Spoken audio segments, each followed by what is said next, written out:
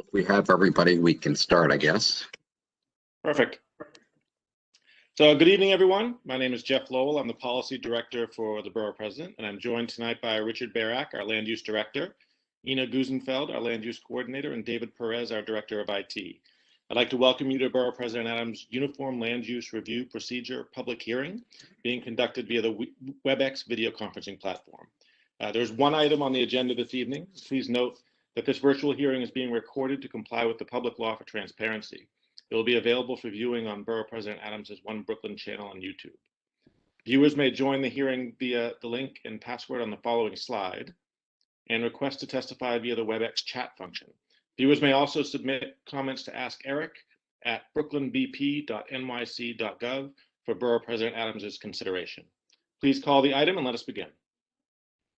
Calendar item number 1, 210-249-ZMK, 241-250-ZRK. These applications submitted by Vanderbilt Holdings, LLC, pursuant to sections 197-C and 201 of the New York City Charter for Land Use Actions, affecting the western portion of the block bounded by Atlantic Avenue, Pacific Street, Underhill Avenue, and Vanderbilt Avenue. The applicant proposes a zoning map amendment to change a portion of the development site from M1-1 and R6B to C6-3X, and 2 zoning text amendments, one designating a portion of the project area as a mandatory inclusionary housing area, and another establishing New York City Zoning Resolution Section 35-662, which would apply street wall regulations to zoning lots along Atlantic Avenue in C6-3X districts in Brooklyn Community District 8. Such actions would facilitate an 18-story, 342,600 square foot mixed-use development at 840 Atlantic Avenue.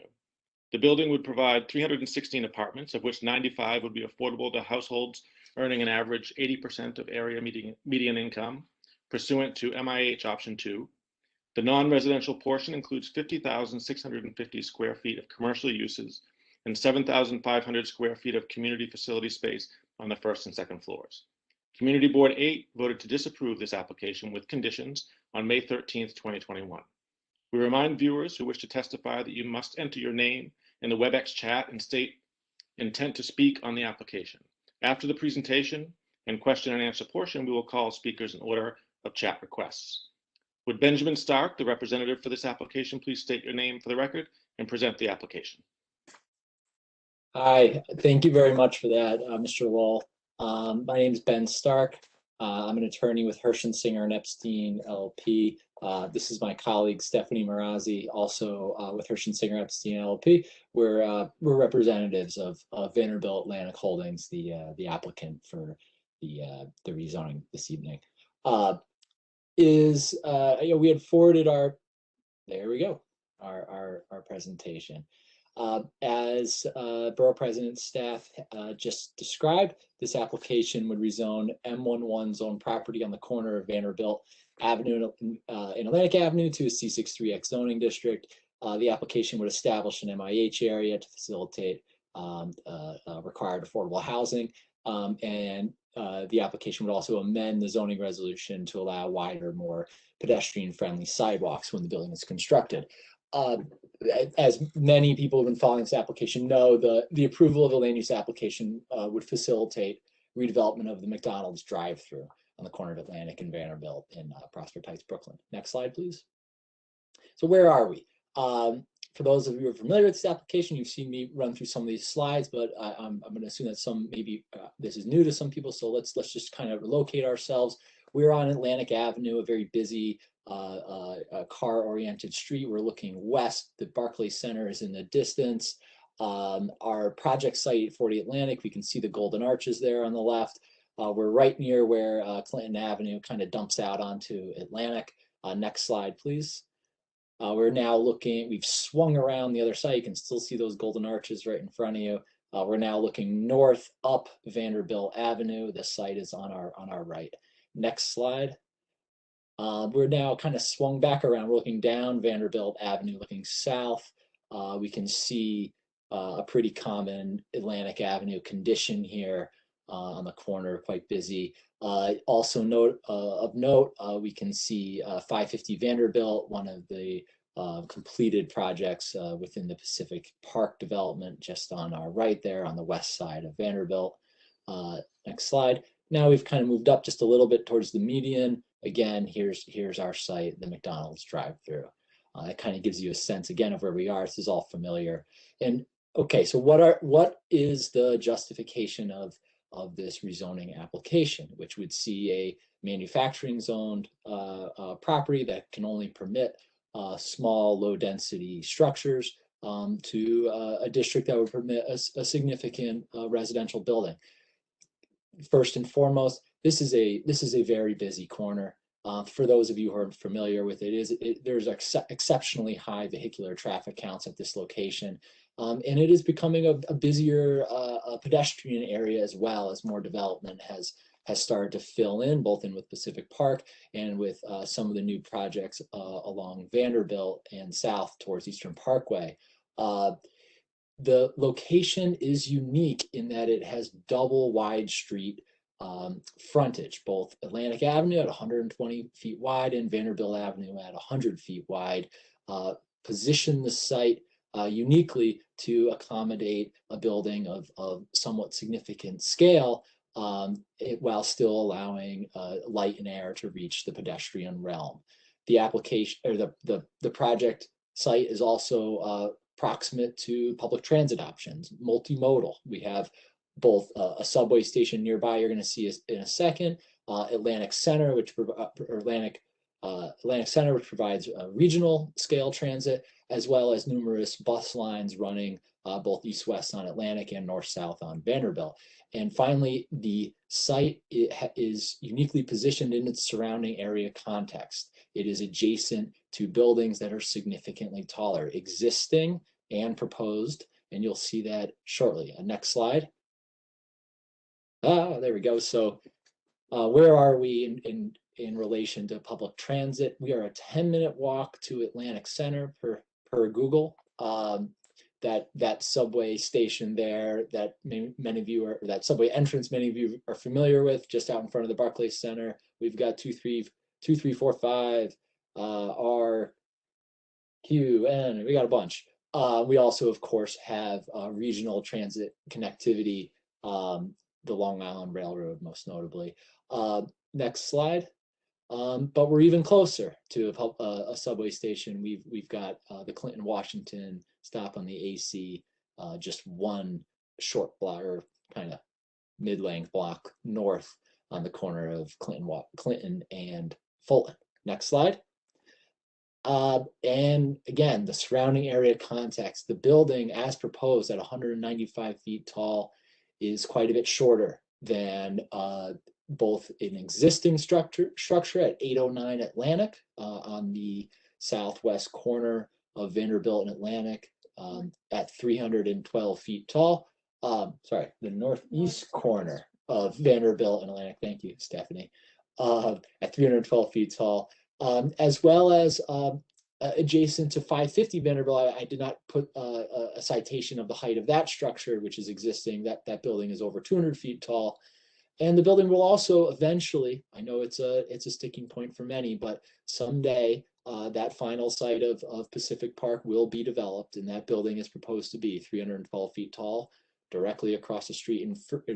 And for all of these reasons together, next slide,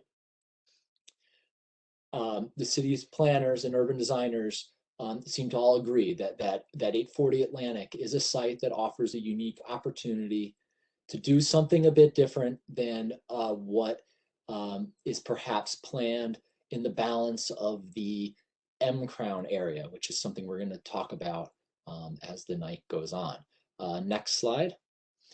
Why is more housing worth fighting for here? Why is us, the applicant rep, coming back from meeting after meeting and championing this proposal?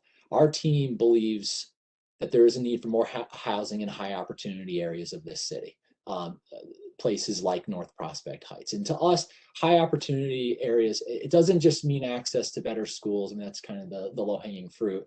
It's what's just as important is proximate access to employment opportunity, and not theoretical employment opportunity if we adopt districts that allow the construction of this type of building or that type of building. We mean really building buildings near transit lines so that people can go to work with jobs that are already there and already exist. And so we think it is crucially important for this city to add capacity in close proximity to public transit, places like 840 Atlantic. And it's not just about opportunity, it's also about impact. 840 Atlantic Avenue, as proposed, will single-handedly provide an outsized share of the affordable housing units that are anticipated to be built in the M Crown area over the next about decade and a half, which is the build horizon that city planning has been using for their neighborhood rezonings. 840 Atlantic Avenue does this while still remaining contextually appropriate. This building would provide an outsized share of affordable housing in the M Crown while still being 100 feet shorter than neighboring buildings. Next slide. So where do I get that from? M Crown materials produced by both the local community board, who has been spearheading this process, and the city, have thrown numbers around, and there have been estimates over that 15-year build horizon of anywhere from 600 to 850 affordable apartments built in the entire M Crown area. And that was clarified earlier this week that no, it would be more around 500 units of affordable housing over the next 15 years. And so next slide. Again, the current 840 land proposal under option 2, which would be 95 affordable housing units, would constitute almost 20% of the entire number of anticipated affordable housing units in all of M Crown. We've had a back and forth, and we have based on feedback that we've gotten from this community that it seems that option 1 is more appealing than option 2. So that number comes down a little bit. It's about, if you just go back one slide, please.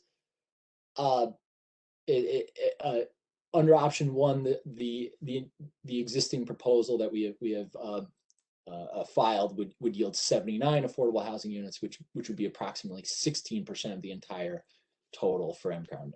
And it does all of this. Next slide. Again, in a massing that is respectful in our view of the surrounding area context. You could see 809 Atlantic just to the left. That building exists. It is topped out. I believe it's currently having its windows installed. And then 550 Vanderbilt we see to the right. That's a bit over 200 feet tall. Next slide, please. So as everyone knows, we're at the BP stage. That's why we're here. But what feedback have we gotten from stakeholders? We have heard a concern regarding build context that new buildings on Atlantic Avenue in the M Crown area, the community would prefer that they be limited to no more than a 7.2 FAR, 145 feet in height. And again, our current proposal is for a 195-foot tall building. And then we've heard concern for some time, at least in our initial appearances before the community board in December, and then in February, that it was a concern about precedent, that whatever is approved here will set the stage for later private rezoning applications on Atlantic Avenue. And as some of you may be familiar with, there are a few other projects that are in the pipeline. Next slide. So what does that mean? What is the feedback we've gotten about build context? So Community Board 8 at our most recent appearance before them, a full board meeting just last week, a series of other suggested zoning classifications were shared. The most dense option being the option 2 you see there at a 7.2 FAR. We think that this image doesn't quite characterize our proposal accurately enough, although we of course agree with the fact that our C63X district would have an underlying maximum FAR of 9.7. We remind everyone that zoning maps don't build buildings. Buildings are buildings, and so you have to look at the whole zoning lot and how the whole zoning lot is being treated by the given zoning classifications. And when considered with the areas of our zoning lot, that would be R6B, a much less dense district. Next slide, please. Our current proposal, not our revised proposal, but our initial proposal that was filed into ULURP, at most could be an 8.83 FAR building, topping out at 18 stories. So it's about a 4-story delta between our original proposal and the most dense option supported by this local community, a delta of about 1.63 FAR. Next slide, please. And we believe our original proposal has a strong land use justification, even without any revisions to it. We believe that an addition of 1.63 FAR, an addition of 4 stories, is not only appropriate given the various land use justifications we spoke about earlier, the proximate access to transit, the existing built context and future context, but this is also those land use rationales supported the city's urban designers and planners thinking about 840 Atlantic as a place for greater density. That's why we see here on the Department of City Planning's M-Crown DCP proposal of a unique designation in that kind of dark magenta for the corner of Vanderbilt and Atlantic. Next slide, please. And that is the only place in the entire M-Crown area that received that designation. Compared to, and the reasoning is clear that compared to other sites on Atlantic Avenue, more housing is appropriate here. Next slide, please.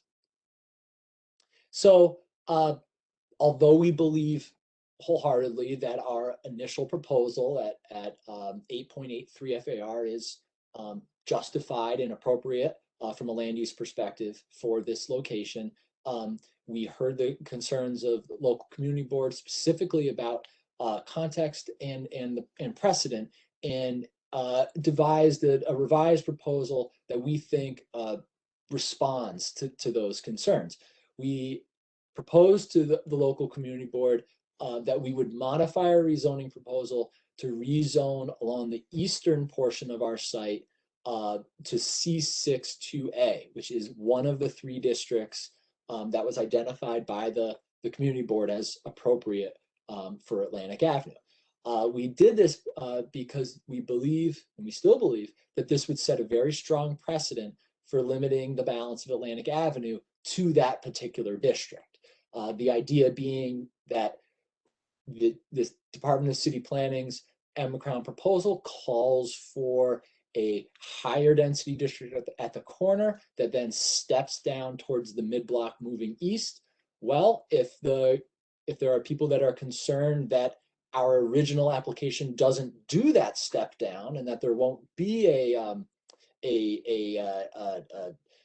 somebody strong-arming future developers to proposing a district that steps down, well, then we did the work for them by adopting this C6-2A, our 8A equivalent district along the eastern portion of our site. And as called for by the community in their recommendation of this this district, that district would limit FAR to 7.2, and it would limit buildings to 145 feet in height. And again, the idea would be that future developers would come forward and they would no longer have a land use rationale east of our site for a FAR and height greater than what we have adopted along the eastern portion of the site. Next slide, please. I kind of already led with the conclusion, but we believe that this revised framework, it honors DCP's urban design rationale to step down from the corner, and it achieves, importantly, it achieves a balance between unlocking housing opportunity and respecting the desired urban context. Next slide, please. And again, it does this while still remaining contextually appropriate with the surroundings by being a building significantly shorter than what is adjacent to it across the avenues. Next slide, please. So specifically, what was the community's recommended zoning framework for our site? Because it's actually not C62A 7.2 FAR. Rather, last week we learned that the community board would like to see a portion of our site zoned, or a large portion of our site zoned to that C62A, which has the 7.2 FAR max. That's the yellow area that you see on the right.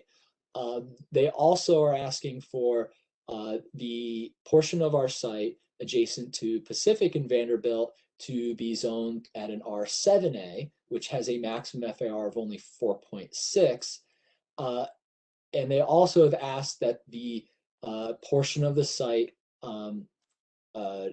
adjacent to Pacific be rezoned to R6B. Now, I said that our current proposal plans to adopt some R6B, but they've asked for that R6B area to be notably bigger, over double the size of the 4,500 square foot R6B area that we call for. So next slide. What does this do to the proposals overall? I mean, this is a lot of wonk. So let's kind of drill it down. You can see our original file proposal here at the top of the chart. Again, it maxes out at 8.83. It would be about a 340,000 square foot building, 316 units, 79 to 95 units of affordable housing, depending on the option that us and a variety of stakeholders put our heads together and decide. We responded to the community's concerns regarding build context and precedent with our revised proposal. That building is a bit smaller. It drops from 8.83 FAR to 8.1, 8.1 and change. And we would see a reduction in the number of units by about 31, 32 units, and a corresponding reduction in the number of affordable apartments. The community board's proposal is quite a bit smaller. The impact of zoning the R7A and the R6B really does a number. The built FAR would be just over 5. The number of units would be half of what we currently propose. Next slide, please. Affordability. Okay, so we can imagine that people are interested in knowing what does this all mean specifically as far as what types of units we would see in these buildings. The current proposal, that the current layout that our team has been playing with would see about 15% of the residential units as studios, 45% of apartments as one bedroom, and about 40% of the units both 2 and 3 bedroom.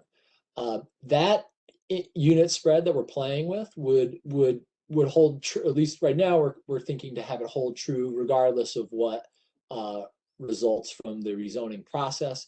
So an easy way to think about any revised proposal is our thinking about our own revised proposal is that because our revised proposal has 10% less units, there would be the number of 1s, 2s, and 3s would be 10% less in our revised proposal. CB8's proposal at 50% smaller building, you can take all the 1s, 2s, and 3s and cut them in half. Next slide, please. Affordability. So as I said, we've in response to comments coming out of the community board stage of ULURP, we've decided to pursue option 1 instead of option 2. Option 1 would see require 25% of the building's residential units be affordable to those at 60% of AMI on average. but there would be, the building would have other income bands, including a requirement that no less than 10% of the residential floor area in the building be devoted to units for those making no more than 40% of AMI. 40% of AMI for a household with just a single earner is about $33,000 a year. 40% AMI for a four-person family is about 47,000 and change. What does that mean as far as rents? You can see them there at the 40% AMI tranche. 2 bedrooms, as we've been telling people in the community, would start at 900, although we really weren't broadcasting this that much, but there would be some studios and ones in the building that would be even cheaper. There would be studios at about $600, starting at 600, 1 bedrooms at $756. And the 40% AMI tranche, again, has to be provided for no less than 10% of the residential floor area in the building. There would be other AMI tranches that overall would take the affordability of the building to no greater than 60%, on average AMI of 60%. Next slide, please. So commitments. As we discussed, our applicant team is open if it's supported by those empowered to support projects of this type. We are open to revising our proposal to map an R8A equivalent district, which is the C62A, on the eastern portion of the site. As I said, it would limit building height along that portion to 145 feet and a 7.2 FAR. And most importantly, it would establish the precedent for later applications moving east. The overall impact would be a project of about 8.2 FAR, with a building stepping down from 190 feet to 145 feet. We are open to option 1.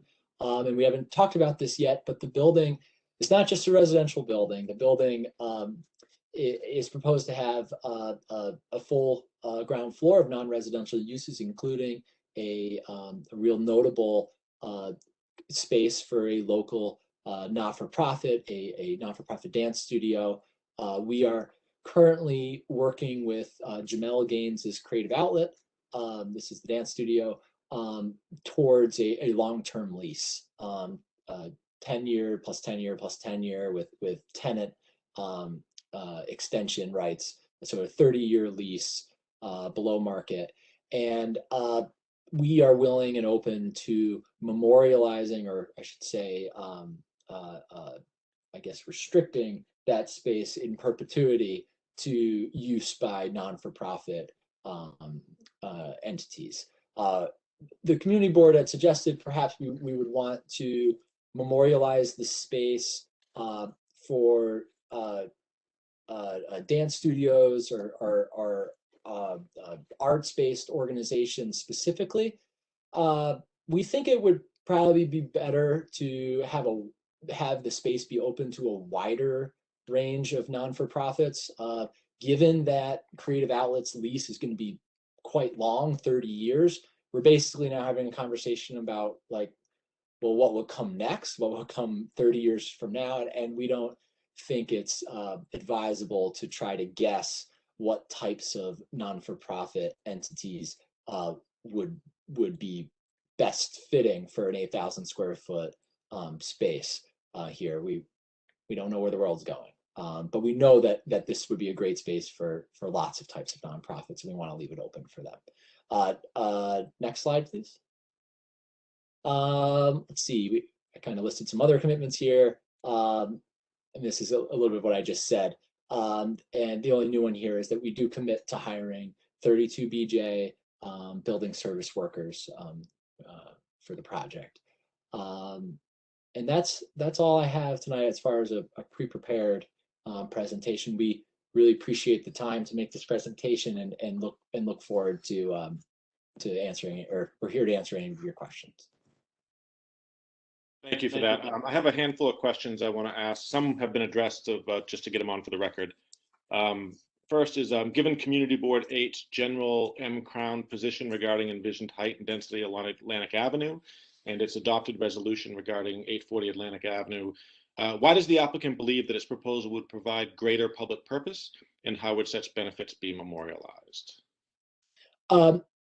We believe strongly that the borough, like the city as a whole, has issues right now in being able to provide housing for all types of people, but most importantly, most notably for low-income individuals.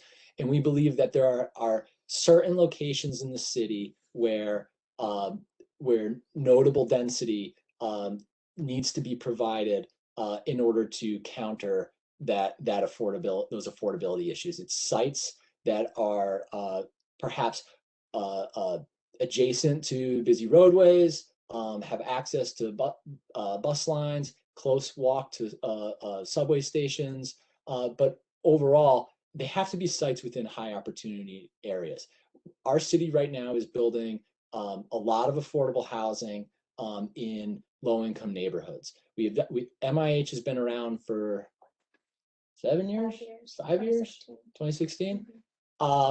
We're zoning lawyers. We're also affordable housing lawyers, and I can tell you, just in my own personal experience, where are our clients building affordable housing buildings? We're building them in the Bronx, and we're building them on city-owned sites in the Bronx, in East New York. There's the one-offs here and there, but we are definitely not building enough affordable housing in areas that are close in to job centers. So it's not just about being on a train line. It's about being on a train line and being able to access thousands and thousands of jobs. I kind of always go back to the anecdote that you can be close to a train line in East New York, but the number of jobs available to you within 45 minutes pales in comparison to the number of jobs that are available to you if you're living in an affordable apartment here at the corner of Vanderbilt and Atlantic. Now, I know that our detractors would say, you're just a mixed income building. How are you really making such a dent in the affordable housing crisis? We don't think 75, 95 units is anything to sniff at. When the total M-Crown area is proposed to only provide 500 units of affordable housing over 15 years, we think a building with 75 to 95 affordable housing units built in the next 2 years is a really big deal. How do we memorialize that? Well, MIH is great at one thing, which is the zoning requires you to build those affordable housing units. So to the extent that we come to an agreement with the Borough President's office and the local council member to do option 1, we're going to be required by law to build 25% of the residential floor area under option 1. If we want to continue to talk about option 2, we're open to it. We're really open to either one. Other commitments. We think that the non-for-profit space that we are building for this local arts-oriented nonprofit that it's transformational. That at the corner of Vanderbilt and Atlantic, it's more pedestrian traffic starts to traverse that area. Having a space be occupied by a user that is going to draw that foot traffic in with programs that are accessible and affordable to people of all walks of life is really, we're community shaping. It's like the definition of what it's a community facility space. We call, under zoning, we have medical offices as community facility spaces, but is it really like, do I feel like I'm like chipping into my community by going to the dentist? No. But going to a non-for-profit dance studio on a Sunday afternoon with your family, this is about building community. So that space, we are committed to locking it as that type of transformational community asset forever. I mean, once we adopt the restrictive covenant saying that it can only be used by a not-for-profit user, there's no way of getting out of that. And this isn't just a white box space that we're throwing away. This is on the ground floor. This is going to have big frontage open to everyone as they walk by. We are designing a theater. We're designing active practice spaces. And really, we'll be totally honest.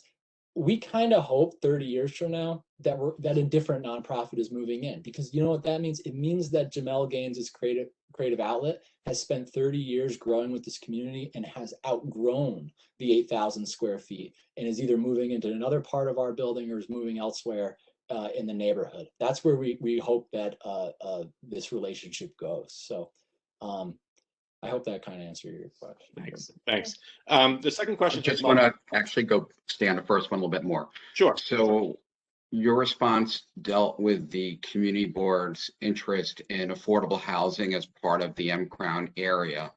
But the idea of keeping this M-Crown area also as a place for jobs. So along Atlantic Avenue is less about the maker jobs per se, but there's a wide range between office, medical, or retail jobs. And yes, the dance space would be consistent, but they were looking for a more significant presence of job floor area. So, for example, the C62 idea that you put out there doesn't address that, right? It wouldn't require anything in that regard. And so I'd like to understand your thoughts in terms of not meeting that part of the community board's interest. So I really thank you for asking this question, because we've had a lot of internal conversations about this. Can we go back to my presentation for a moment and just pull up slide number, let's see, slide number 19.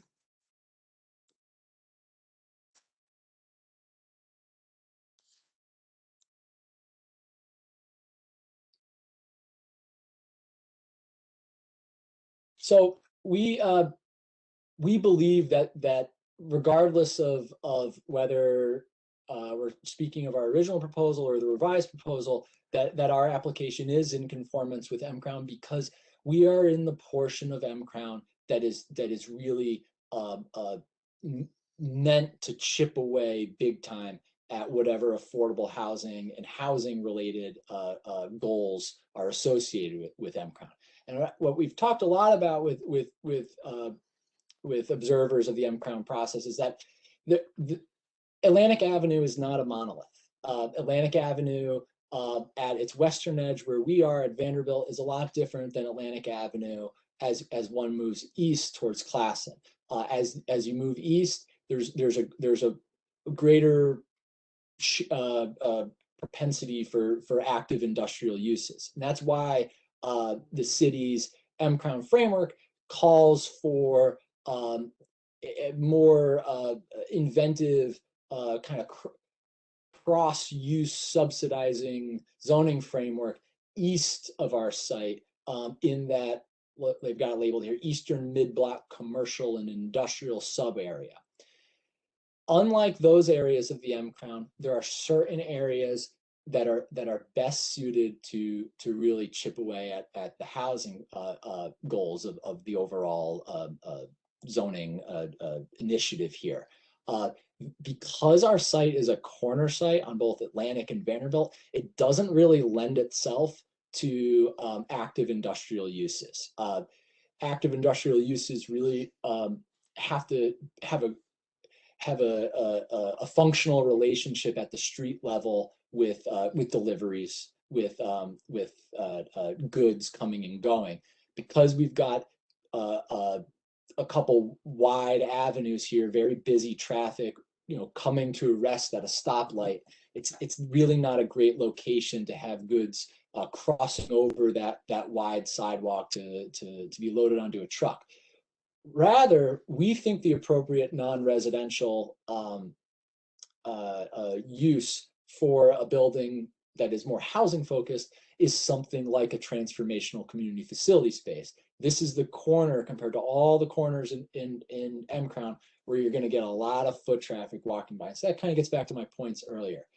Now, from a zoning perspective, how do we ensure that there is some non-residential? Because despite us saying that this is a housing site, it also, of course, makes sense for there to be some non-residential. Well, we do have the restrictive declaration that will require 8,000 square feet not-for-profit space, but the underlying zoning itself, whether it be the C63X or the C62A, it requires a full ground floor of non-residential use. So that's where we get the real hook. But again, the community board was not looking to pack the industrial onto certain places except towards the eastern end. They were looking for all the sites to contribute in certain ways. And so Atlantic Avenue wasn't viewed as simply maybe ground floor retail and all housing above. Their view was what I described before, and it wasn't maker uses with the deliveries. I mean, yes, a retail store would have deliveries, offices to a much less extent would have deliveries, but they were looking for more of a wide range of jobs. And by people having jobs, the assumption was that would also help them afford housing. They weren't looking to lose the manufacturing district they had. They wanted to more intensify with a wider range of uses. So I'm not sure how your response really is addressing that original intent. Well, I could say that first, the zoning will require us to provide a full ground floor of non-residential use. Inside of that ground floor of non-residential use will be the 8,000 square foot community facility space memorialized for non-for-profit users in perpetuity. To the extent that an additional floor of non-residential use is something that is meaningful to the borough president, that's something that we would love to continue to talk about. We have played with plans internally to have 2 full floors of non-residential use.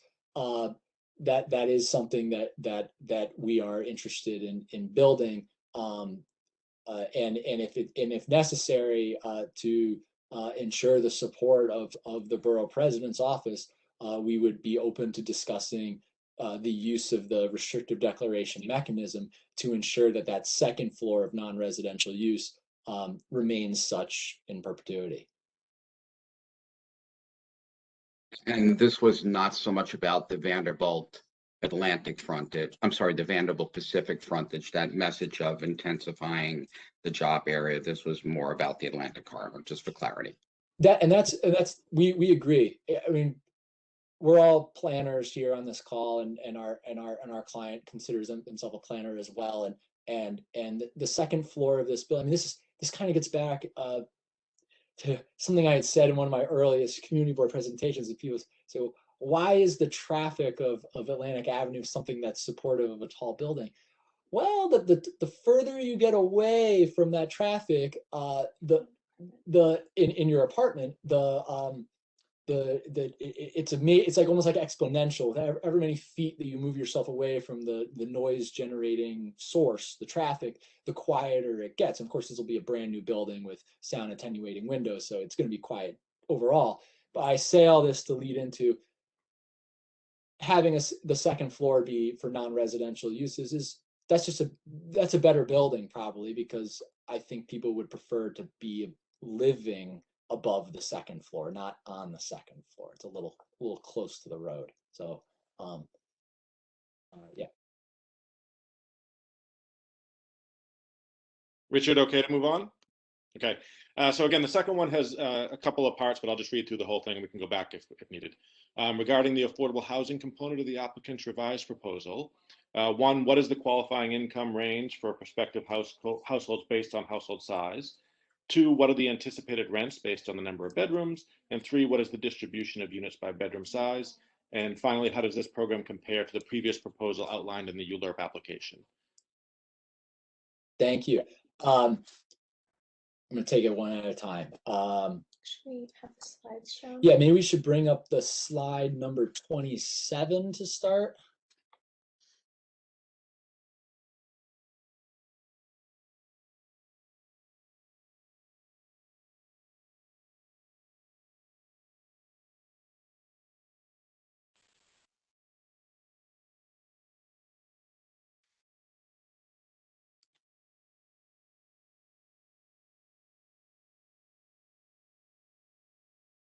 Thank you, Mr. Lowell.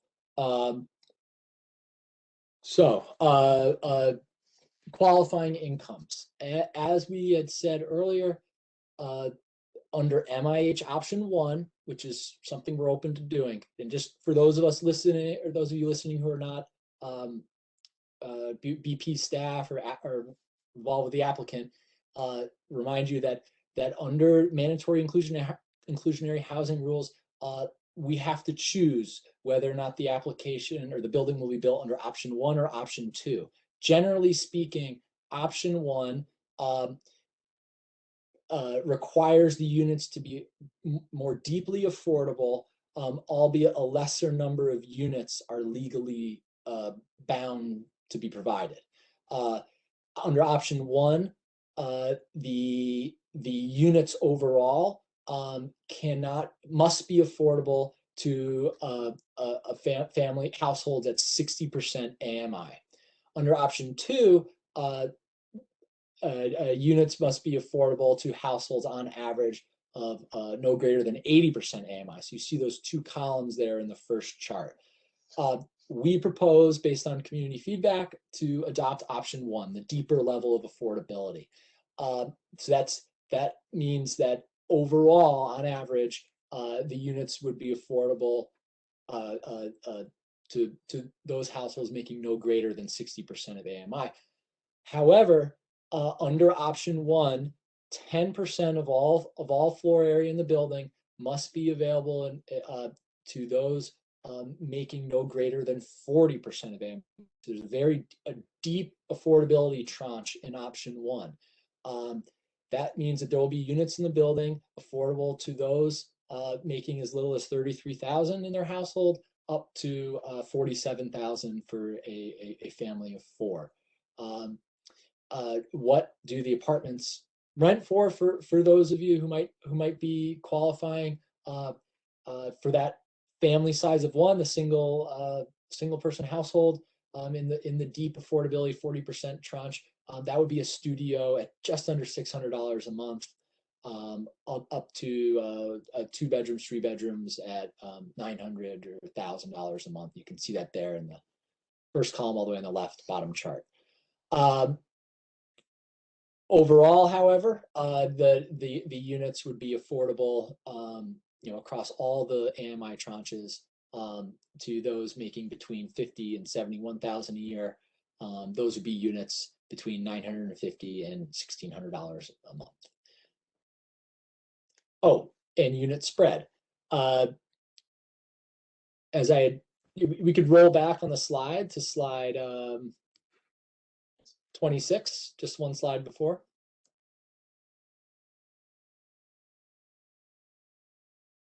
Okay. Maybe I'll lead here by saying that, again, the original proposal called for, let's just stick with option 1 because that's what we're currently proposing based on feedback we've gotten.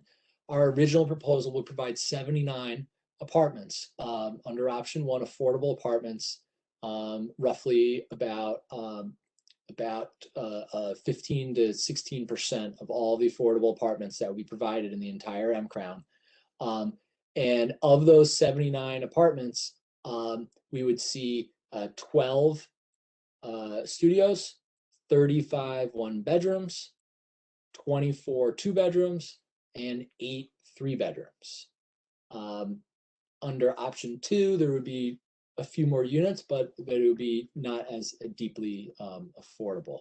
And the easy way to think about the relationship between our original proposal, which is what's on the table, our suggested revised proposal, and CB8's suggested proposal is that CB8's proposal calls for half the number of affordable apartments, and our revised proposal calls for just 10% less than our original proposal.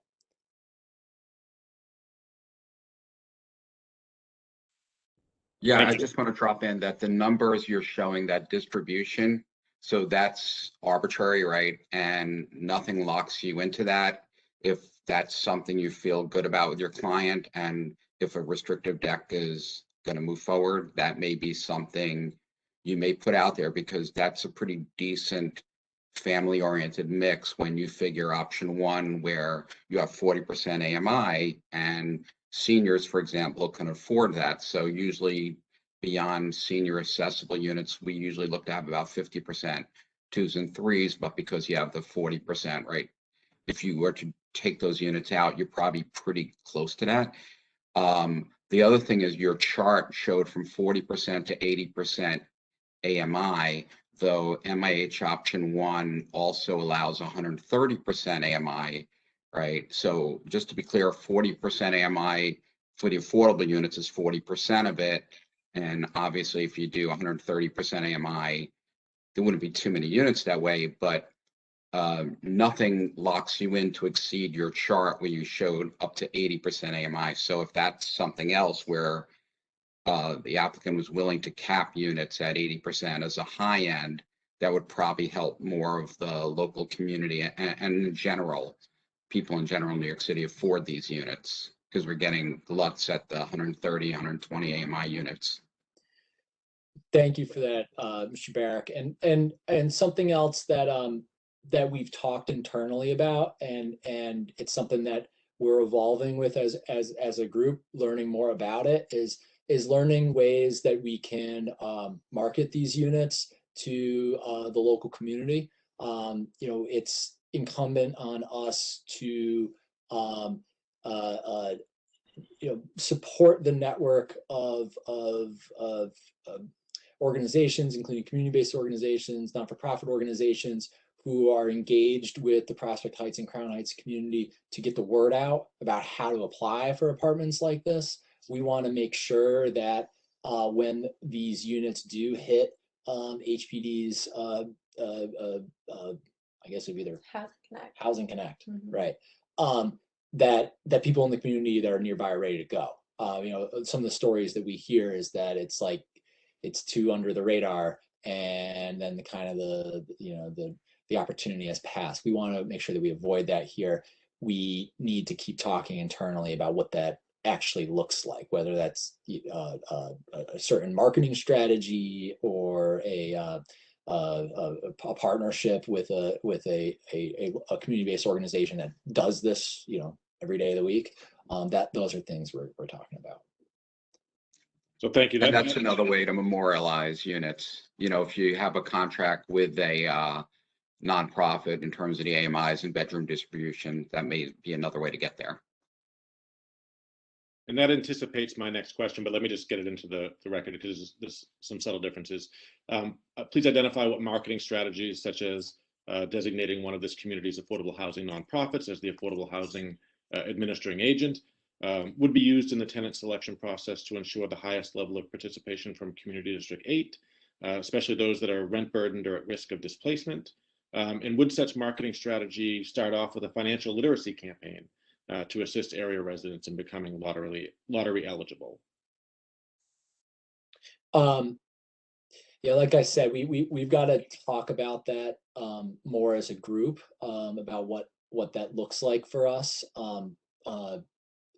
You know, our client has built numerous buildings in the city, but putting together that kind of infrastructure is something that we're in an MIH world now. So putting that kind of infrastructure together is not just helpful for this project, but for other projects in the future. And maybe as you've suggested, that you know, why reinvent the wheel when there are local community-based organizations who've really learned how to do this on their own, and we can partner up. So we'll talk internally and keep the lines of communication with your office open about what our plan is. Thank you. And the next question I think was discussed, but let me just read it in case there's something to add. The applicant has expressed intent to lease the envisioned 8,000 square feet of community facility space to a nonprofit arts use, and to reserve such floor area for nonprofit community facility use in perpetuity. What mechanism would guarantee such a commitment as a public benefit of the proposed rezoning? A very powerful mechanism that those of you who are out in the public are listening now. It's known as a restrictive declaration. It's another phrase that this is real estate legalese, is a covenant, a restrictive covenant. Jeff, are you still there? Yep. Okay, I got like the circling bandwidth thing. I'll probably just stop my video. I'm kind of in very rural Maine right now, so Awesome. I was worried we were losing our internet. okay. ULURP representative worst nightmare, losing internet mid DP here. We won't talk about our nightmares though. So what was I saying? Restrictive declaration. Restrictive declarations are very powerful. In other words, they impact the title of the property. They run with the land. So we propose to come to an agreement with decision makers in this process about a number of things, most notably, as Mr. Lowell first suggested, the 8,000 square foot space for the not-for-profit dance studio, and how this covenant, this restrictive declaration would read. It would say something to the effect of the space shown on the attached exhibit, and it'd be a floor plan or something like that, is forever earmarked for not-for-profit users. And the city or the local community board or another memorialized beneficiary of that covenant would be empowered in the future to force the owner of 840 Atlantic to continue to keep that space available for non-for-profit users. And what's really important by what my colleague Stephanie said about the phrase "run with the land" is that it doesn't have anything to do with us. It doesn't have anything to do even with our client. Once that restrictive declaration is memorialized and recorded against the property, our client could go to Timbuktu, a new owner of the building could come in, the whole building could become a condominium. It doesn't matter.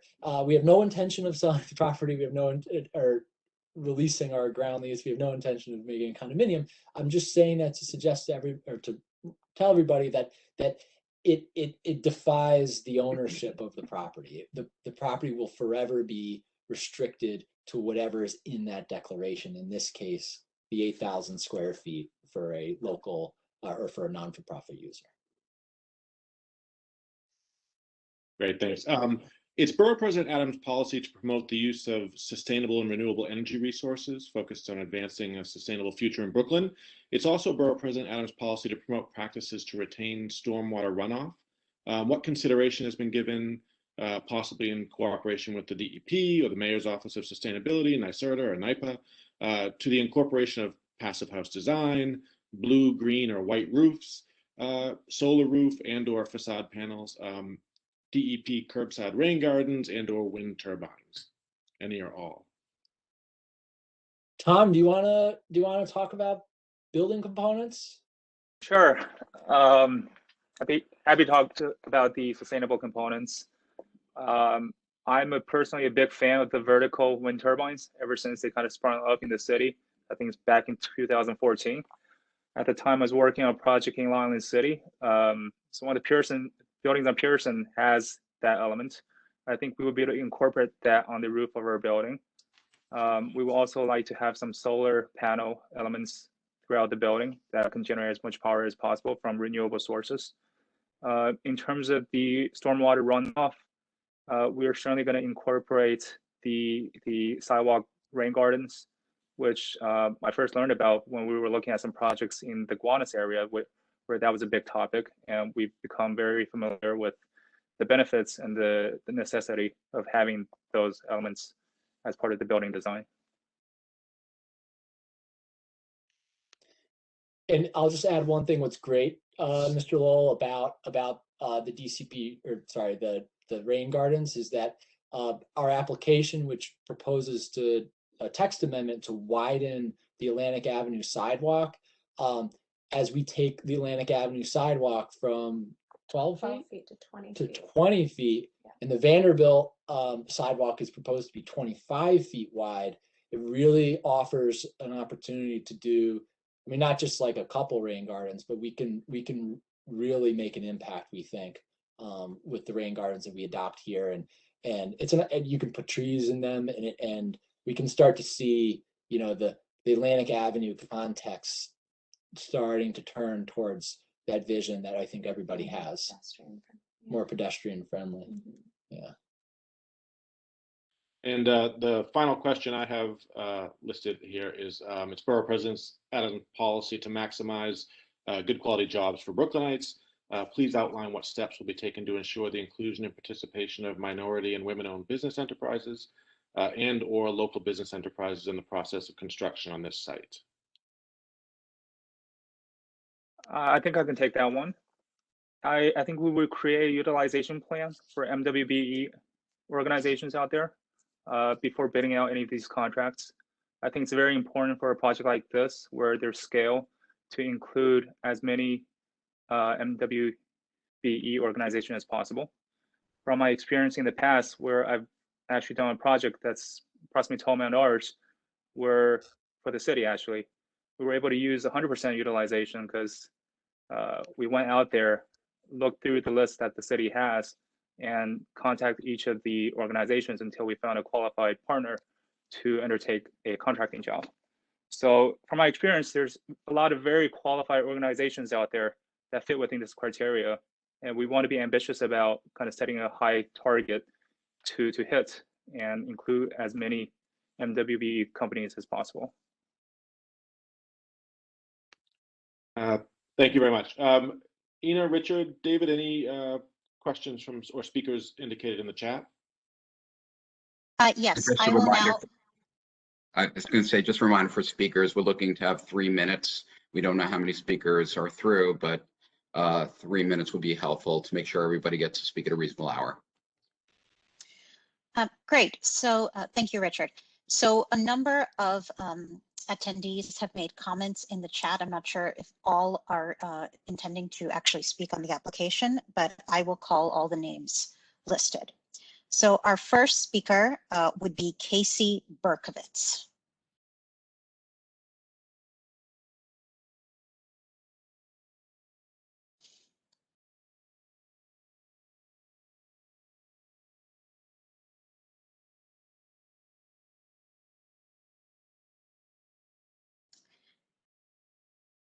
Okay, we can come back to Casey Berkovitz later in the hearing. William Thomas.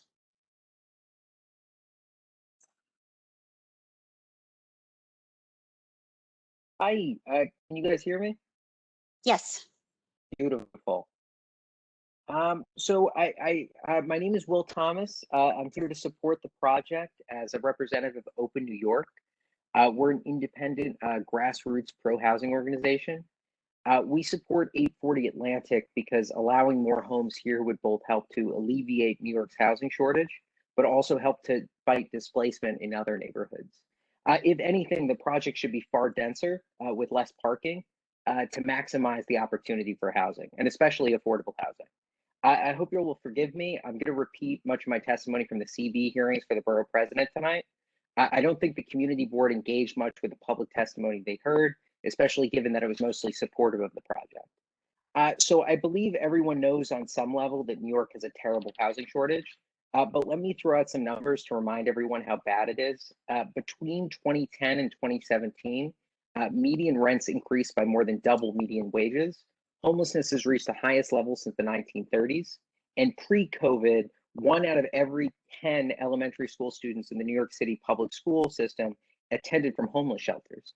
So in this environment, we need every bit of affordable housing we can. And 75 below market units that this rezoning would offer strikes me as a great place to start. That said, allowing more market rate homes here in an objectively wealthy part of the neighborhood will also help by preventing displacement in other neighborhoods. The census tract for the rezoning area has a median household income of over 6 figures. Prospect Heights is a desirable neighborhood, and although it would likely be many families' first choice, if they can't find a place to live here, they'll simply move to a more affordable neighborhood.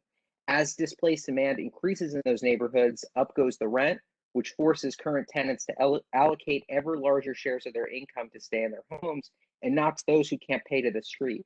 If you don't let young professionals live here, they're not going to disappear. They're going to continue to gentrify neighborhoods further in Brooklyn, like Crown Heights, Flatbush, and Brownsville. By contrast, every new home here will spare a family that pressure, which is nothing to sneer at. To put it bluntly, we live in a city where there aren't enough homes for the people who want to live here, which has horrifying human consequences. That's the terrible shadow over the neighborhood, the quality of life issue that we really have to address. And so I would ask the borough president to prioritize solutions there over any concerns about neighborhood context, which would be especially myopic to privilege in our post-pandemic city. Thank you. Casey, you're unmuted.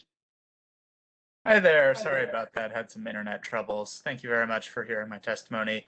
I'd like to support the project, although as others have said, I do think that it contains too much parking and not enough homes. I'd urge you to support the original proposal and not the downscaled recommendation from the community board.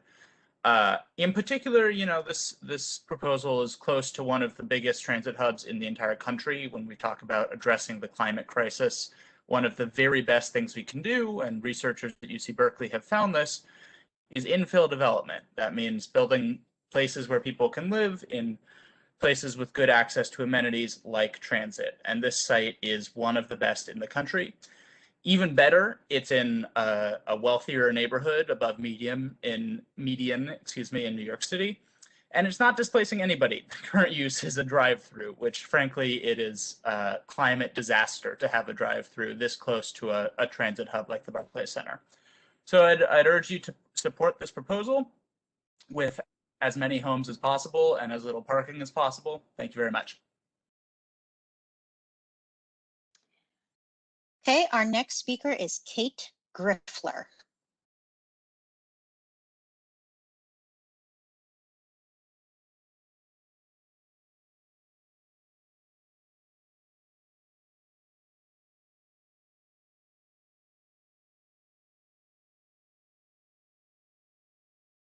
Hello, can you hear me? Yes, we can.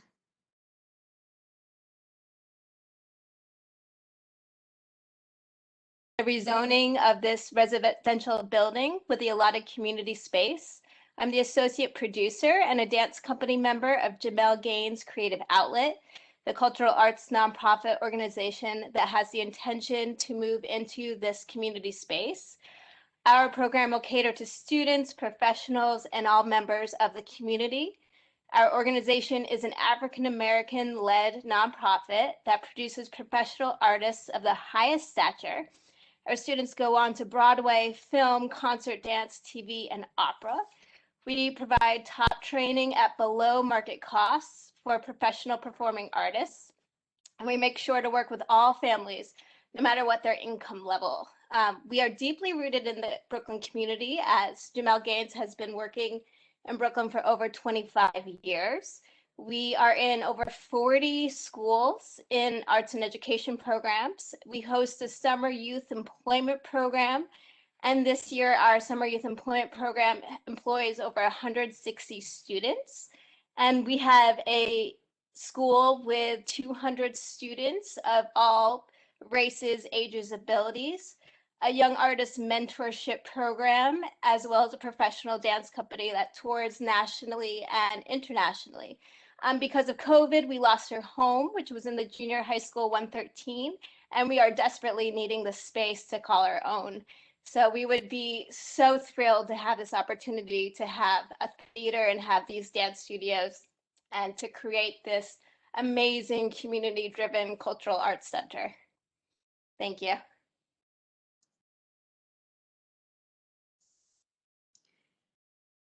Our next speaker is Salvatore Francino.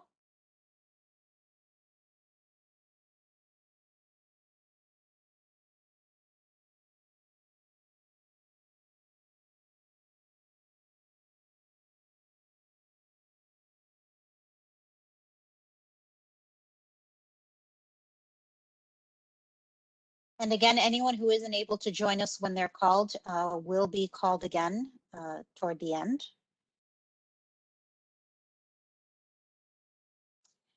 Okay, next up is John Jairo Roman, representing 32 BJ.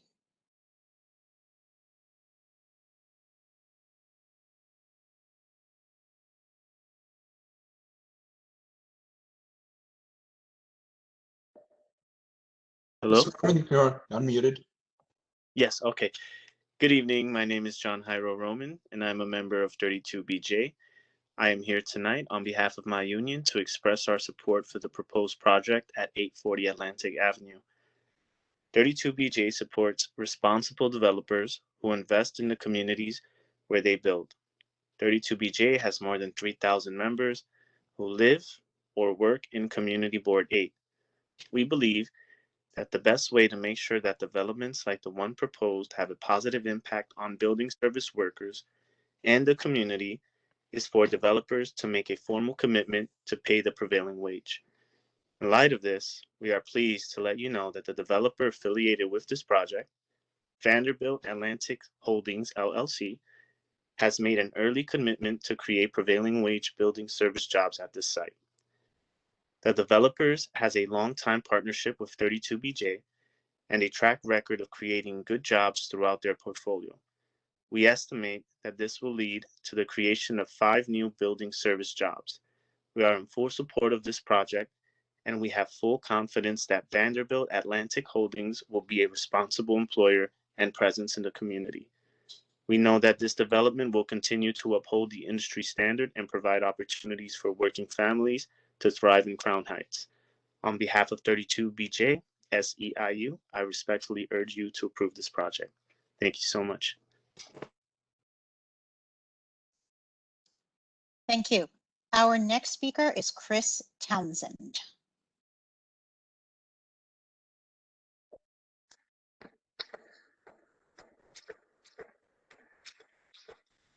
Hi, can you hear me? Yes. Okay. Hi, good afternoon.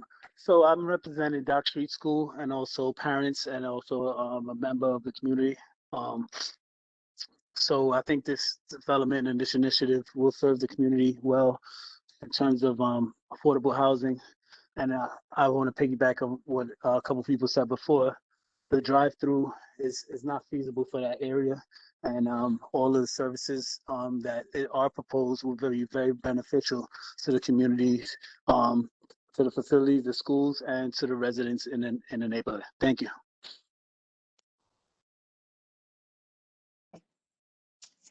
Our next speaker is Cynthia Mcknight.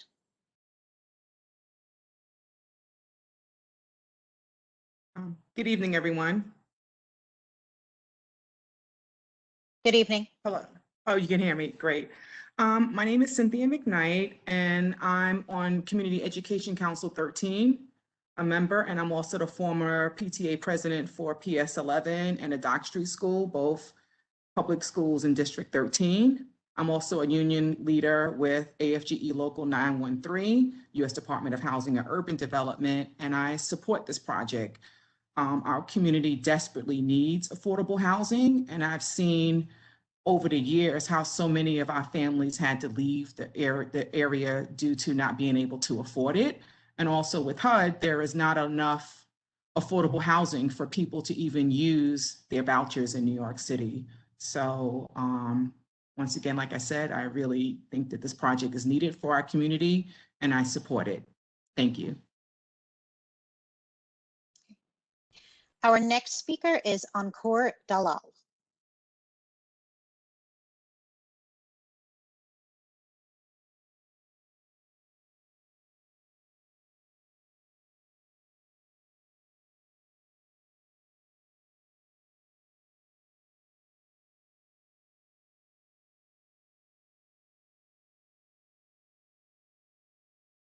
Hi, can you hear me?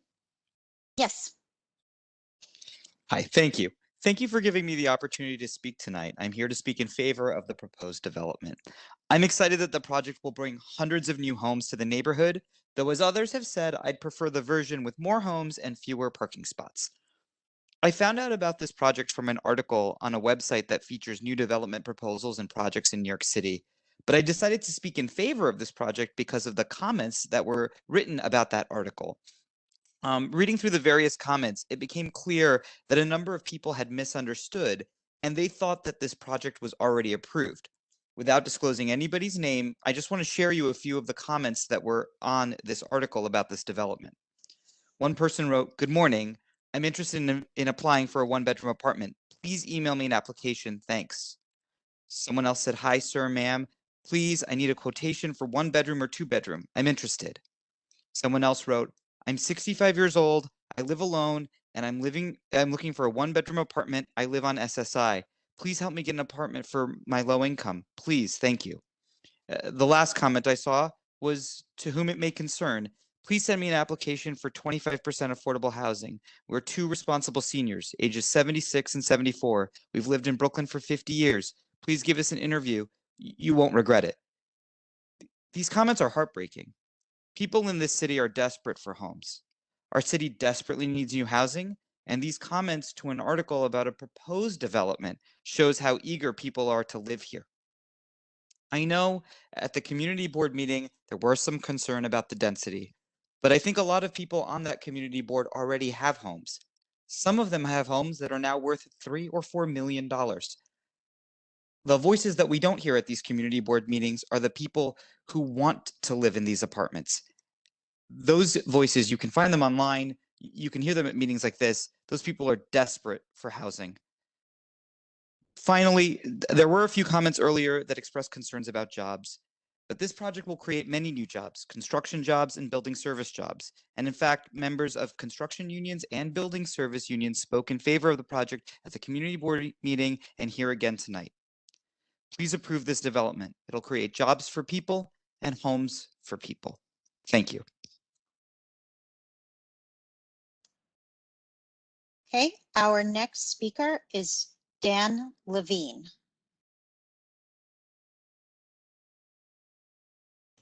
Good evening. I am a nearby resident. I live at 801 Bergen Street. I am joining tonight to speak in support of this project, and I support the significant amount of housing proposed, including substantial affordable housing. However, I really would like to see even more housing built at this critical location. This is an easy place to add substantial housing without displacing any residents or disrupting our neighborhood's unique character.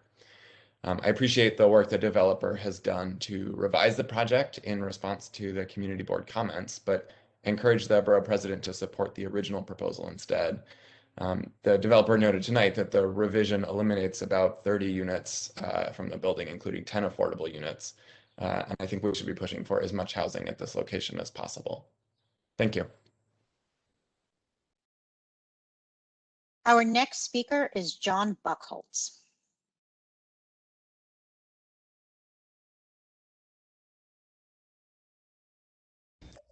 Hi, good evening. My name is John Buckholtz. I live in Brooklyn Community Board 8, and I'm a member of Brooklyn Community Board 8. I appreciate the opportunity to comment in support of this project. 840 Atlantic Avenue is manifestly in the public interest. Our current housing shortage limits opportunity for all New Yorkers. It breeds income inequality and housing insecurity. The biggest impediment to affordability is lack of housing, full stop.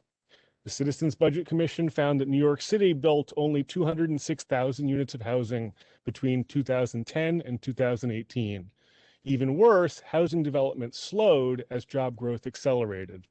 As of 2018, New York City had almost 750,000 more jobs than in 2008, the pre-recession high water mark. Over the past decade, we created more than 5 new jobs for each new housing unit developed. We permit 40% less housing per capita than San Francisco, 66% less than Washington, D.C. The Department of City Planning expects this pattern to, quote, heighten affordability challenges. Those challenges are already dramatic. The main beneficiaries of inadequate housing stock are current homeowners. Scarcity makes their investments more valuable. Recent news reports describe bidders making all cash offers and foregoing inspections to gain an advantage. That's unhealthy. The city should not privilege the interests of those with more resources. This project provides an opportunity to redress the awfulness of a zoning pattern that yielded auto-centric roadways like Atlantic Avenue. Roads like Atlantic divide neighborhoods, contribute to serious localized air quality issues, and mar the aesthetic character of our borough. Rather than privilege cars, we should promote environmental sustainability and equitable economic opportunity. new housing development that capitalizes on the site's terrific access to a transit hub that provides 90 trains per hour during rush hour and is 5 minutes from Clinton, Washington, and to the tens of thousands of jobs that have been created in Brooklyn CBD neighborhoods since 1990 is, as I said, manifestly in the public interest. Thank you. Our next speaker is Sarah Lazar. Good evening. My name is Sarah Lazar, and I am speaking on behalf of the Crown Heights Tenant Union. The CHTU opposes this project because it is a luxury development in a neighborhood that is already undergoing aggressive gentrification, and we dispute the idea that the small amount of quote-unquote affordable housing it would produce is worth the upward pressure that it would bring to bear on rents in the surrounding area, especially in the hundreds of previously rent-stabilized apartments that were deregulated legally or illegally in the last decade or so. Founded in 2013, the CHTU is an autonomous tenant-led union of both long-term tenants and newer arrivals who have organized all over Community Districts 8 and 9 to fight back against a cycle of displacement and overcharge that aims to extract maximum profit from this neighborhood with little regard for the communities that it harms. We have experienced firsthand the effect that luxury development has on the stability of our own homes, and we know that the MIH program is not actually producing housing that is within reach of any of our members should we be displaced from our homes. We find this particular project especially objectionable as a private rezoning application that is likely to thwart the possibility of community planning in the area, which would bring infrastructure improvements along with the housing and potentially greater and deeper affordability. We are also extremely concerned that this particular development team refuses even the very moderate demand from the community board to commit to MIH option 3, and that they have refused to be transparent about the involvement of one of the biggest developer landlords in Brooklyn and Queens, and that they have used some very problematic, even offensive tactics in trying to sway public opinion on the project. Nobody in the CHTU is desperate to keep a McDonald's or doesn't want new housing. In fact, we fight the housing crisis every day, but we know that speculative development is not the solution. We urge the borough president, as well as our council member, to listen to tenants and our community allies instead of lobbyists and to deny approval of this project. Thank you. Our next speaker is Chris Perry. Thinking that we get to participate in this. This is like participating in democracy in action, okay? Even though we usually have dinner together. Hey, boy.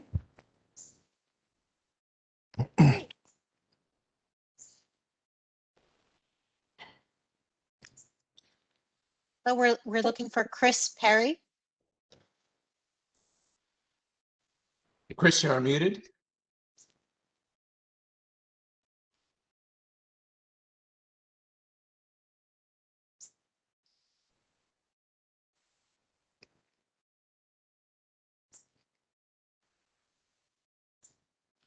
Oh, wow. Crisis at the Borough President. Muted. He can't even figure out. But is he a good or a bad?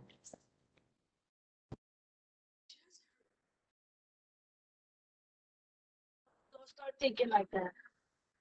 That's not what I mean.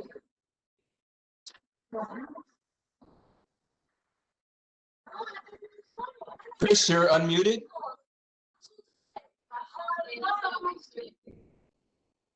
Chris, we're going to mute you again. We'll move on to our next person. Okay, our next speaker would be again Salvatore Francino, whom we called earlier.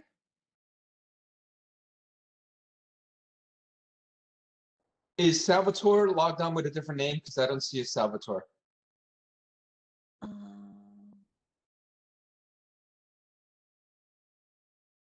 Not that I'm aware of.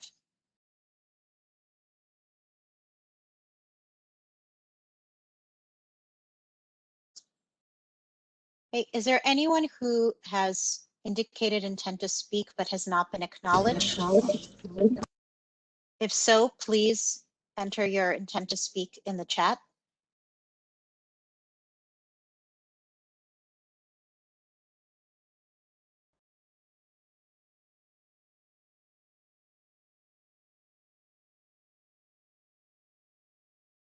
And I'd also like to add that people who have been providing comments into the chat, that's not exactly official testimony. You're welcome to email that to askeric@brooklynbp.nyc.gov, and we'll accept that as additional testimony to those who have spoken tonight and as testimony from people who have not spoken tonight. And if you could get such message to us within the next week or two, that'd be helpful.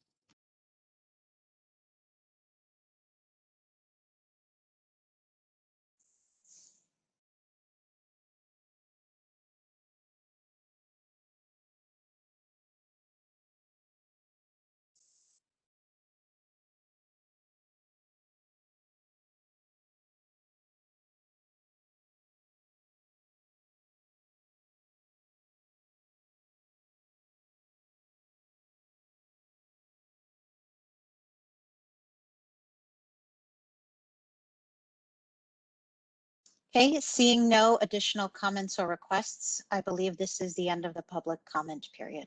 You know, Oh, I'm sorry, we have one person. Yeah, sorry. Okay, I'd like to call Dan Miller. Hi, can you hear me? Yes. Great. My name is Dan Miller. I'm a resident of CB8 and a tenant, and I'd like to speak in support of this proposal.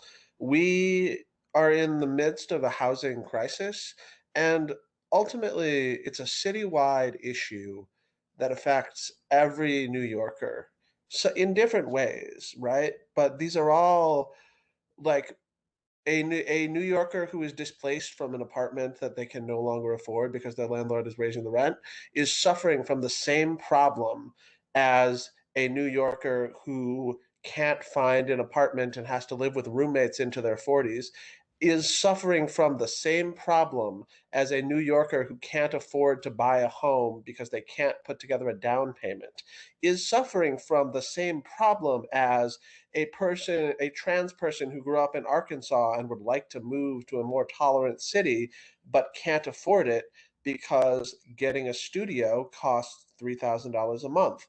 All of these are a reflection of the same issue, which is that we're trying to cram 15 million people worth of people who would like to live in this city into 8 million people's worth of apartments. And when you try and cram too many people into too few apartments, you get problems. Those problems manifest themselves in a variety of ways, but they all spring from the same cause. There are straight up not enough physical structures to hold the people who want to live in this amazing, beautiful city.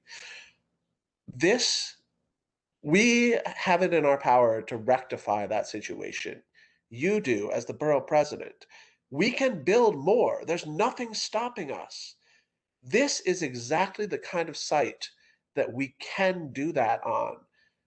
In a wealthy neighborhood with a median income of over $100,000, close to some of the best transit in all of North America. In one of the greenest neighborhoods in America where carbon emissions are low, this is the kind of place where we want to bring as many people as possible. And the only downside to building as tall as we can here is that a few people would have to look at an apartment building in New York City. God forbid. I'm sorry, but compared to homelessness, compared to displacement, compared to people not being able to afford to make a living in the city they love, that is not a real problem.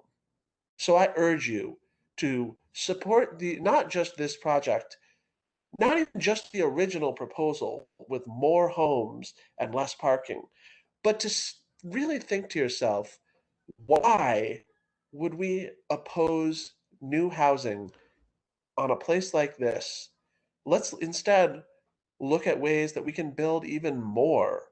Let's make this proposal better by adding more homes rather than trying to find ways to get to no. Thank you. Okay, we have a couple more speakers. Douglas. I don't have a last name. There's two Douglas. Hello? Hello, do you hear me? Yes, we do. Yeah, hi, my name is Douglas Hanna. I've lived in Brooklyn for 23 years, and I want to speak in favor of this project. And I would like to say that it should be denser, and there should be more affordable housing, and there should be more all kinds of housing, because the city really needs it. I'm particularly impressed by the environmental and green elements of this building, which are far superior than a lot of the existing housing in New York City. My kids, my teenage kids, want to see a future and want places to live. So I hope the borough president supports this and supports the original plan. And thank you. Okay, our next speaker is Charles Bullock.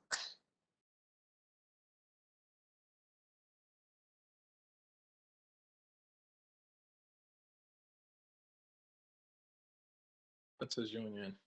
I'm in support for the development along with 32 BJ, and I really hope that we can continue with prevailing wages and responsible development. My sister lives on Washington Avenue, about 3 blocks away from where this development is, and she's happy that more available living space is coming to the area. So on behalf of the Carpenters Union, you know, we're in support of the development, but we would like it done the right way. Thank you. Good night. Okay, that is our last speaker. We'll do Actually, one more Ina, there's call. a Jeremy would like to speak also. And also Okay. Ethel Tyus. I'm sorry, I'm not necessarily seeing these requests in the chat. Some of them are so- going into Q&A. Okay, one moment.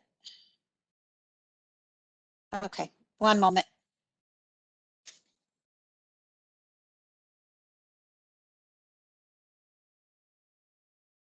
Okay, if we can call Ethel Tyus. Thank you. Thank you, Ms. Gusenfeld. Can you hear me now? Yes, we can, loud and clear. Thank you very much. Well, this has been a revelation for people who do not pay attention what's going on around them. Community board meetings are open to everyone, and I'm glad this is an open meeting. I missed the first 15 minutes or so because Zoom said that the meeting was not on. I think it got confused between this meeting and a debate. Nevertheless, I've listened to a number of uninformed observers who do not know that Community Board 8 has been asking the Department of City Planning to rezone the M1 one-story manufacturing only area where this project will be built and act as a platform for others coming behind, possibly as a measuring point, so to speak. We've been asking for this since 2013. So we're looking at 6.5, 7 years we've been asking Department of City Planning to rezone that M1 area of junkyards and parking lots and auto repair shops to make housing 3, 4, 5 times more housing than this one mostly luxury apartment building development will bring to the neighborhood.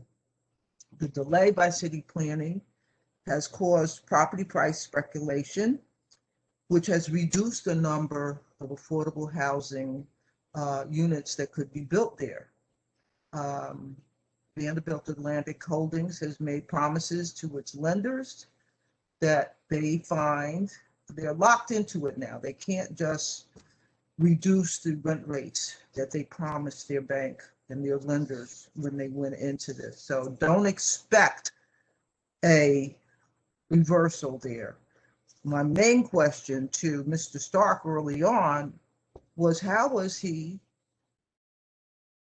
projecting a 15-year absorption rate? It'll take 15 years to rent the affordable apartments in there, to absorb all of the apartments, affordable and market rate? I doubt it very much compared to what people have been saying. Okay, so folks need to come out to the community board meetings so we can all plan these things together. This is not over. There will be more of these luxury apartment developments being planned, and you need to come out to the community board meeting so you can get in on the ground level and add your voices to the issues that you're concerned with. Thank you. Okay, thank you, Ethel. I believe we have Jeremy. Hi, thank you. So I just want to comment in strong support of this project. I think this project would bring significant housing affordability and environmental sustainability benefits. Now, as others have mentioned, the rent restricted affordable units are desperately needed in a city short on new affordable housing. This is a transit-rich area, only a couple blocks from 5 different subway lines. People can and will live here without cars, which they won't be able to do in most of the United States. Allowing more people to live here will reduce the impact of climate change, which has to be a priority and has to inform every sort of public policy decision we make. And this is also a high income, expensive area already, the perfect place for new housing. If this housing isn't built, the potential market rate tenants will simply move somewhere else in Brooklyn or look somewhere else, pushing up rents and displacing other tenants. I think the building will also fit in the context of the area, as you know, it's next to a major road, and there's a building sort of diagonal across the street of a similar size to this proposal. Now, unfortunately for the community board, you can't create jobs through zoning. There's no evidence that their preferred land use would create the type of jobs they want. Their plan is basically to ask for a type of zoning and then hoping maybe a business will come and take advantage of that later on. I don't think we should give up on these housing benefits for hypothetical uncertain jobs.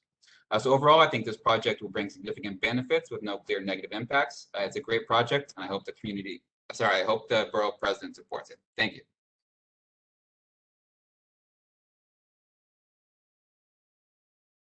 Okay, thank you.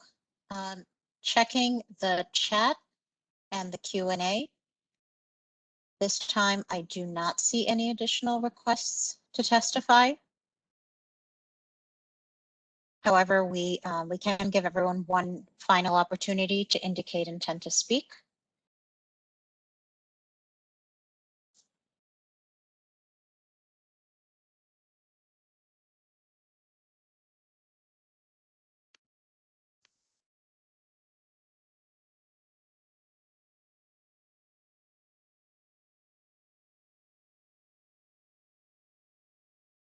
Okay, seeing none at this time, I believe we've heard all those who intend to testify. Thank you, Ina. Richard, do you want to close the meeting?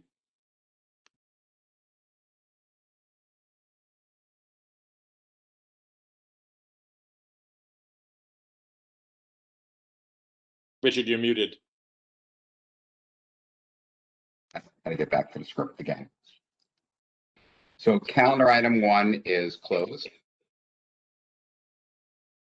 Okay. The hearing on this item is now closed. Thank you for participating in this remote public hearing. Borough President Adams will review the application heard today and submit his recommendations to the City Planning Commission for further consideration. Borough President Adams would like to take this opportunity to remind you that the City Planning Commission will hold a public hearing on this item, which will be announced at a later date. Borough President Adams would also like to remind viewers that comments can be submitted by email to askeric@brooklynbp.nyc.gov. This hearing is now adjourned. Thank you.